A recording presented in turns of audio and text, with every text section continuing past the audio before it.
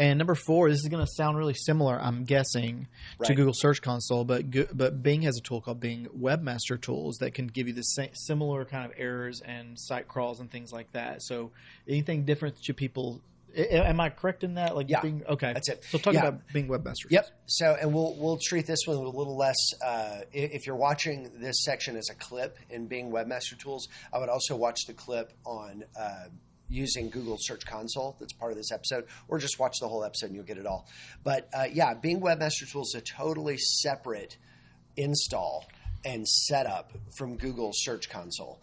And the reason it's called Bing Webmaster Tools is basically that Google's product used to be called Google Webmaster Tools, and it became Google Search Console. So Bing Webmaster Tools is a separate tool. Totally load Bing Webmaster Tools and get your websites set up to be connected with it and monitor for errors. And if you see a problem, if you have something that comes in, go ahead and treat it like this has to be fixed.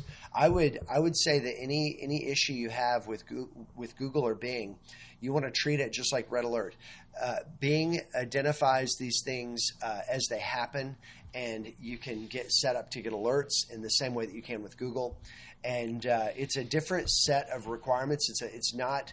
I would say, in my opinion, I think Google's been a little bit more robust in equipping websites. They were sort of, they were sort of internet native, whereas Microsoft came into it later in the game and was later to develop their own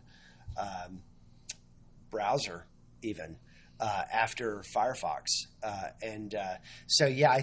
I think it's going to look and feel different. It may feel a little bit like a non-event, and a lot of times if you're fixing things for Google Search Console, it'll also correct it for Bing. But go ahead and treat it like this has to happen sort of install and set up and process. Yeah.